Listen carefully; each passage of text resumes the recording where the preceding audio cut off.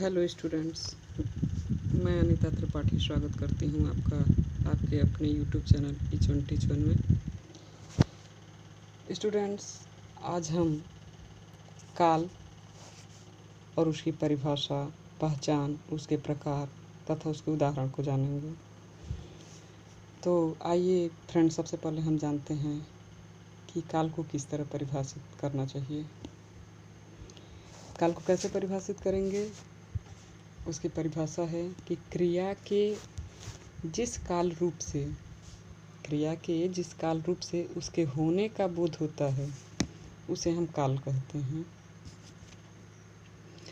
अब हम जानते हैं कि काल के कितने भेद हैं। तो काल के 3 भेद हैं। पहला है वर्तमान काल, दूसरा है भूतकाल और तीसरा है भविष्यत काल। अब हम वर्तमान काल के बारे में पढ़ेंगे। तो वर्तमान काल क्या है? इसमें क्रिया का आरंभ हो चुका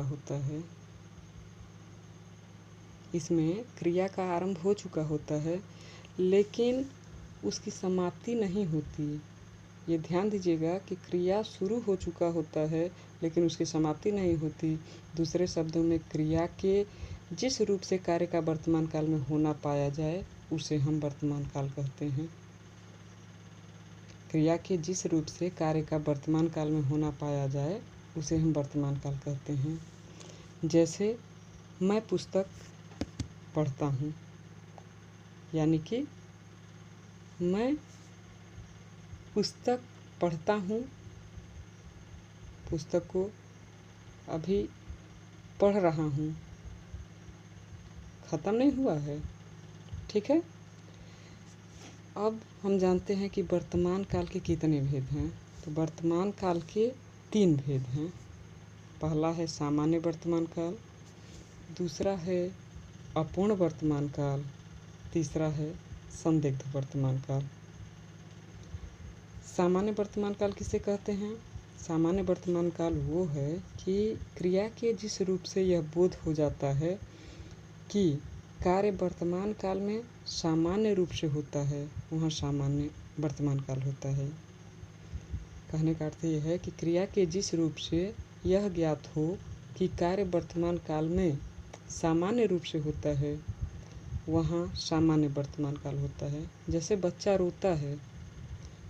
रोता है, ये सामान्य कार्य है क्योंकि बच्चा है तो रोएगा ही। तो यहाँ पे सामान्य वर्तमान काल हम देख पा रहे हैं।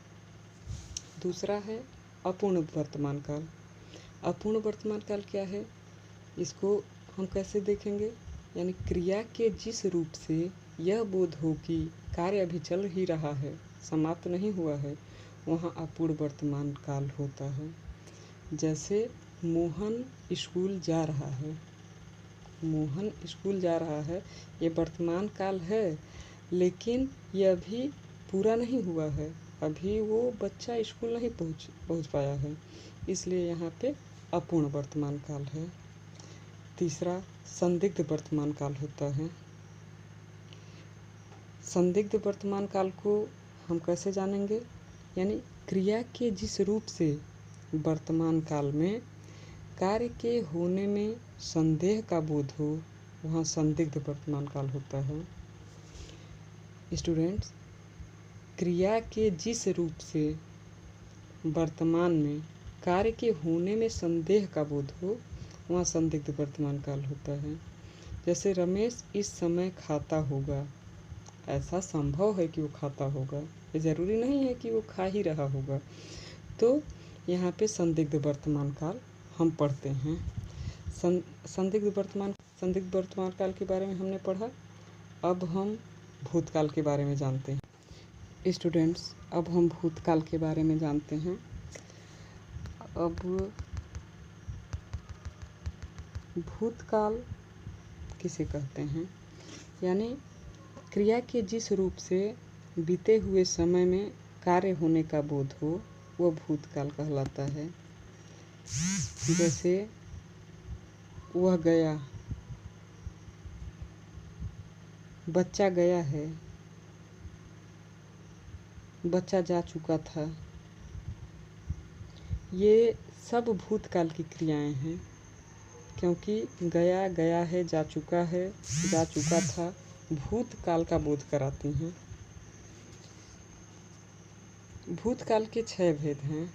पहला सामान्य भूत, दूसरा आसन्न भूत, तीसरा अपूर्ण भूत, चौथा पूर्ण भूत, पांचवा संदिग्ध भूत और छठवां हेतु मद भूत। सामान्य भूत को हम जानते हैं, क्रिया के जिस रूप से या ये ई चुका, चुकी, चुके का बोध होता है वह सामान्य भूत है। जैसे बच्चा गया, श्याम ने पत्र लिखा, ये सामान्य भूत के अंतर्गत आते हैं। स्टूडेंट्स, अब भूतकाल के बारे में हमें थोड़ी गहराई से पढ़ना होगी, क्योंकि भूतकाल के भेद अधिक हो गए हैं। सामान्य भूत यानी क्रिया के जिस रूप से या ये ई चुका, चुकी, चुके का बोध होता है वो सामान्य भूत है। जैसे बच्चा गया, श्याम ने पत्र लिखा। दूसरा नंबर आसन्न भूत, क्रिया के जिस रूप से अभी अभी या हैं, ये हैं, ई हैं या चुका है, चुकी हैं, चुके हैं, निकट भूतकाल में क्रिया का होना प्रकट हो वह आसन्न भूत है। जैसे राम गया है, राधा आई है।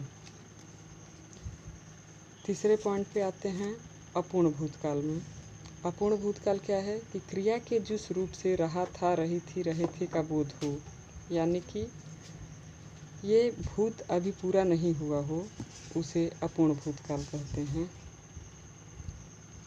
नेक्स्ट नंबर हमारा आता है पूर्ण भूत, क्रिया के जिस रूप से यह ज्ञात हो कि कार्य समाप्त हुए बहुत समय बीत चुका है उसे पूर्ण भूत कहते हैं। यानी आया था, आई थी, आए थे, चुका था, चुकी थी, चुके थे, क्रिया के साथ लगे तो समझ लीजिए कि वाक्य पूर्ण भूत है, यानी पूरी तरह से वो बीत चुका है। जैसे कि राम यहाँ आया था, ये बात बीत चुकी है, ख़त्म हो चुकी है। नेक्स्ट नंबर संदिग्ध भूत। संदिग्ध भूत किसे कहते हैं? क्रिया के जिस रूप से भूतकाल का बोध हो लेकिन कार्य के होने में संदेह हो, वहाँ संदिग्ध भूत होता है। जैसा कि नाम से ही स्पष्ट है, श्याम ने पत्र लिखा होगा, ये इसमें शायद वाली बात आती है, इसलिए यह संदिग्ध भूत है। प्यारे बच्चों, अब हमने संदिग्ध भूत के बारे में भी जान लिया। अब हम नेक्स्ट पॉइंट जानते हैं, हेतु मदभूत। हेतु मदभूत क्या है? क्रिया के जिस रूप से बीते समय में एक क्रिया के होने पर दूसरी क्रिया का होना आश्रित हो, मतलब एक क्रिया हो उसी के आधार पे दूसरी क्रिया होती हो, उसे हम हेतु मदभूत कहेंगे। जैसे यदि राधा ने कहा होता तो मैं अवश्य जाता। जैसे कोई कह रहा है कि यदि राधा ने कहा होता तो मैं अवश्य जाता। ये इस बात पे निर्भर करता है कि उसने कहा होता तो मैं जाता, तो इसे हम हेतु मदभूत के नाम से जानते हैं। प्यारे बच्चों, अब नेक्स्ट पॉइंट आता है हमारा तीसरा और अंतिम पॉइंट, भविष्यत काल। भविष्यत काल क्या है? क्रिया के जिस रूप से यह ज्ञात हो कि कार्य भविष्य में होगा वह भविष्यत काल कहलाता है। जैसे राम स्कूल जाएगा, ये काम आज नहीं हो रहा है, ये काम अभी नहीं हो रहा है, कल नहीं होगा, यानी कि ये भविष्य में होगा। राम स्कूल जाएगा। भविष्य काल के 2 भेद हैं। पहला भेद सामान्य भविष्यत, दूसरा संभाव्य भविष्यत। सामान्य भविष्यत हम किसे कहते हैं? क्रिया के जिस रूप से कार्य के भविष्य में होने का बोध हो उसे हम सामान्य भविष्यत कहते हैं। साधारण सी परिभाषा है कि क्रिया के जिस रूप से कार्य के भविष्य में होने का ज्ञान हो उसे हम भविष्यत कहते हैं, सामान्य भविष्यत कहते हैं। जैसे गर्मी की छुट्टी में हम घूमने जाएंगे गर्मी की छुट्टी में, ये सामान्य भविष्य है, सामान्य भविष्य की बात की जा रही है। मतलब छुट्टी होती तो सामान्यतः सभी लोग कहीं ना कहीं घूमने जाते हैं, इसलिए हम घूमने जाएंगे गर्मी की छुट्टी में, यानी गर्मी की छुट्टी में हम घूमने जाएंगे, ये सामान्य भविष्य है। दूसरा संभाव्य भविष्य। संभाव्य जैसा कि नाम से स्पष्ट है कि क्रिया के जिस रूप से कार्य के भविष्य में होने की संभावना का बोध हो, ऐसा संभव है कि हो जाए, वहाँ संभाव्य भविष्य होता है। जैसे शायद वह दिन आए कि हम घूमने जाएं, तब यहाँ पे संभाव्य भविष्य होगा। ठीक है बच्चों, तो आज मैंने आप लोगों को काल के बारे में पढ़ाया। काल 3 प्रकार के होते हैं, वर्तमान काल, भूतकाल और भविष्य काल। काल की हमने आपको परिभाषा बताई, पहचान बताया और इन कालों के प्रकार भी बताए, साथ में उदाहरण भी दिया। उम्मीद करती हूँ मेरा पढ़ाया आपको पसंद आया होगा। प्यारे बच्चों, यदि आपको मेरा पढ़ाया पसंद आता है तो प्लीज़ इसे लाइक, शेयर एंड कमेंट करें। साथ ही यदि आप मेरे चैनल पर नए हैं तो सब्सक्राइब करना ना भूलें और बेल आइकन भी प्रेस कर लें, जिससे कि मेरे सारे नोटिफिकेशन आपको मिलते रहें। Thank you.